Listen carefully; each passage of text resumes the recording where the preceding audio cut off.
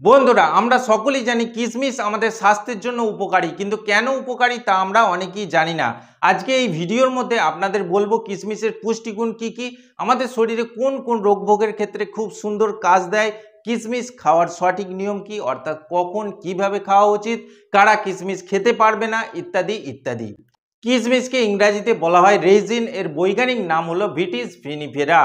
এই যে রেজিন নামটা আছে, এর মধ্যে আবার বিভিন্ন দেশে মতবিরোধ বা বিভ্রান্তি আছে, কারণ কালো আঙুরকে শুকিয়ে যে কিশমিশটা করা হয় সেটা হলো রেজিন। আমরা সাধারণত সবুজ আঙুরকে শুকিয়ে যে কিশমিশটা পেয়ে থাকি সেটা হচ্ছে সোনালী বর্ণের। তাই কালো রঙের এবং সোনালী বর্ণের এই যে দুটো কিশমিশ মার্কেটে পাওয়া যায়, দুটোর গুণাগুণ বা স্বাস্থ্যগুণ প্রায় একই, কোনো পার্থক্য কিন্তু এদের মধ্যে নাই, 19-20 পার্থক্য বলা চলে। আজকে এই ভিডিওর মধ্যে আপনাদের সোনালী বর্ণের যে কিশমিশটা আছে এর স্বাস্থ্যগুণ বা উপকারিতা সম্পর্কে বলবো, এবং কোন কোন রোগভোগে এটা বিশেষ কার্যকরী সেটা আপনাদের বলবো। দেখুন, কিশমিশের মধ্যে ভরপুর মাত্রায় থাকে protein, carbohydrate, iron, copper, magnesium, zinc, calcium, potassium, fibre. কি কি ভিটামিন থাকে? Vitamin A, vitamin C, vitamin K. আর কি কি থাকে এর মধ্যে? কিছু গুরুত্বপূর্ণ ফাইটোনিউট্রিয়েন্টস থাকে, যেমন পলিফেনল বা ফেনল। এইগুলো আবার এক ধরনের পাওয়ারফুল অ্যান্টিঅক্সিডেন্ট হয়ে থাকে, যেগুলো আমাদের শরীরকে নানা রকম রোগ ভোগ থেকে বাঁচায় বা রক্ষা করে। নাম্বার ওয়ান, কিশমিশের মধ্যে ভরপুর মাত্রায় ফাইবার থাকে। আর এই ফাইবারের কাজ কি? কোষ্ঠকাঠিন্য বা কনস্টিপেশনের সমস্যাকে দূর করা। যারা দীর্ঘদিন যাবৎ কনস্টিপেশনের সমস্যায় ভুগছেন আর এই জন্য তাদের শরীরে গ্যাস, অ্যাসিডিটি, ইনডাইজেশন, ব্লোটিংয়ের মতো সমস্যা লেগেই থাকে, অন্ত্রের বিভিন্ন রকম রোগ তাদের কাবু করে রেখেছে, সেই সমস্ত সমস্যার ক্ষেত্রে কিন্তু প্রতিদিন কিশমিশ সেবন করা উচিত। এতে ধীরে ধীরে কোষ্ঠকাঠিন্যের সমস্যা সেরে যায়, তার সঙ্গে কমন যে রোগগুলো আছে যেমন গ্যাস, অ্যাসিডিটি, ব্লোটিং, ইনডাইজেশন, এইগুলো সেরে যেতে দেখা যায়। নাম্বার টু, রক্তাল্পতা প্রতিরোধ করে। যাদের শরীরে আয়রনের ঘাটতি আছে এবং আয়রন ডেফিসিয়েন্সি অ্যানিমিয়া আছে, এই সমস্যার ক্ষেত্রে কিশমিশ কিন্তু মহৌষধের কাজ করে, কারণ কিশমিশের মধ্যে থাকা আয়রন যথার্থ পরিমাণে লোহিত রক্তকণিকা তৈরিতে সাহায্য করে, আর আয়রনকে সহযোগিতা করে কিশমিশের মধ্যে থাকা কপার ও ম্যাগনেসিয়াম। যাদের আয়রনের ঘাটতি আছে, আয়রন ডেফিসিয়েন্সি অ্যানিমিয়া আছে, হিমোগ্লোবিন কম আছে, হিমোগ্লোবিন কম জনিত কারণে শরীরে দুর্বলতা, ক্লান্তি, অলসতা, হাঁপিয়ে ওঠার সমস্যা আছে, তাদের জন্য কিন্তু প্রতিদিন কিশমিশ সেবন করা উচিত। নাম্বার থ্রি, হাড় এবং দাঁতের স্বাস্থ্যের জন্য অত্যন্ত গুরুত্বপূর্ণ, কারণ আমাদের শরীরের অধিকাংশ ক্যালসিয়ামটা কিন্তু হাড় এবং দাঁতের মধ্যে সীমাবদ্ধ থাকে।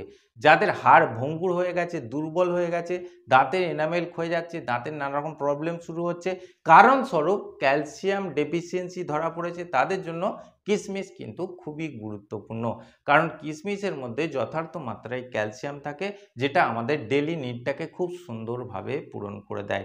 এমনকি ক্যালসিয়ামের ঘাটতিজনিত কারণে যাদের অস্টিওপোরোসিসের মতো ডিজিজ আছে, সেই সমস্যাগুলোকেও ধীরে ধীরে ক্লিয়ার করতে সাহায্য করে। নাম্বার ফোর, কিশমিশের মধ্যে কিছু গুরুত্বপূর্ণ ফাইটোনিউট্রিয়েন্টস থাকে, যেগুলো এক প্রকার পাওয়ারফুল অ্যান্টিঅক্সিডেন্ট হয়ে থাকে, যেমন পলিফেনল বা ফেনল।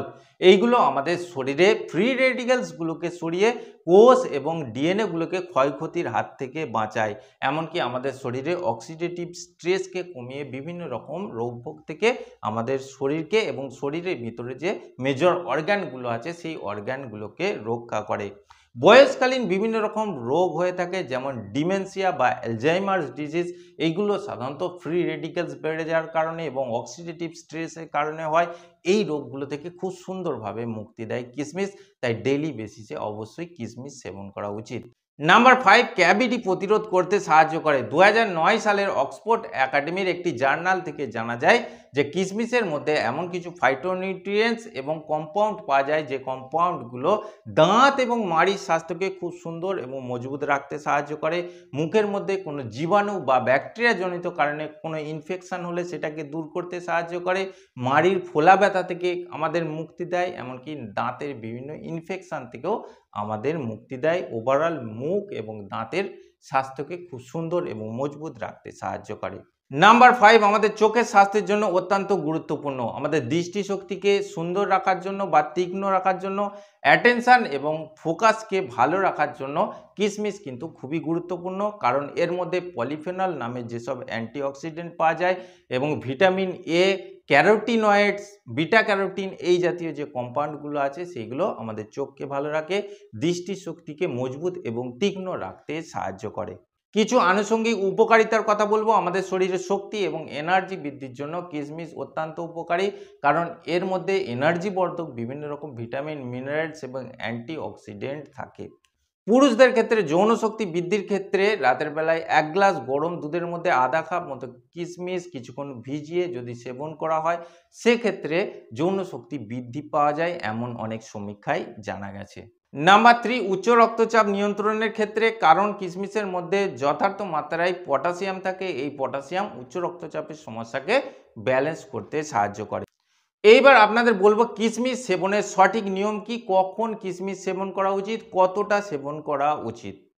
আধা কাপ মতো কিশমিশ অর্থাৎ 1 মুঠো বা 10 থেকে 15টা কিশমিশ রাত্রে 1 গ্লাস জলের মধ্যে ভিজিয়ে রাখুন। সারা রাত সেটা ভিজিয়ে কিছুটা ফুলে যাবে। সকালবেলায় খালি পেটে কিশমিশগুলোকে সুন্দর করে চিবিয়ে গ্লাসের পুরো জলটাকে পান করে নিন। এইভাবে 1 থেকে 1.5 মাস যদি আপনি কিশমিশ সেবন করতে পারেন, সেক্ষেত্রে আজকে এই ভিডিওর মধ্যে উল্লেখিত যতগুলো হেলথ বেনিফিট আছে সেইগুলো আপনি যথার্থ মাত্রায় পাবেন।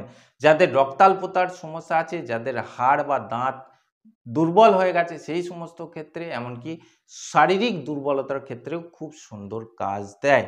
তবে অনেকে আবার এটাকে রাত্রে গরম দুধের সঙ্গে সেবন করে থাকেন, এই পদ্ধতিটাও ঠিক। তবে রাত্রে জলে ভিজিয়ে রেখে যদি সকালে সেবন করা যায়, এতে কিন্তু বেস্ট রেজাল্ট পাওয়া যায়। কারণ জলের সংস্পর্শে কিশমিশের মধ্যে থাকা কম্পাউন্ড বা অ্যান্টিঅক্সিডেন্টগুলো অ্যাক্টিভ হয়ে যায়, পেটে গিয়ে খুব সুন্দরভাবে কাজ করে। আমাদের পেটে ইনডাইজেশনের সমস্যা হয় না, কারণ জলে ভেজার ফলে এইগুলো খানিকটা ফুলে যেতে দেখা যায়। তো বন্ধুরা, আশা করছি আজকের ভিডিওটি আপনাদের ভালো লেগেছে। যদি ভালো লাগে অবশ্যই একটি লাইক করবেন, আর এই ধরনের তথ্যপূর্ণ ভিডিওর জন্য আমার চ্যানেলটিকে সাবস্ক্রাইব করে পাশের বেল বাটনটি টিপে অল অপশানটি ক্লিক করে দেবেন। দেখা হচ্ছে পরের ভিডিওতে। ভালো থাকবেন, ধন্যবাদ।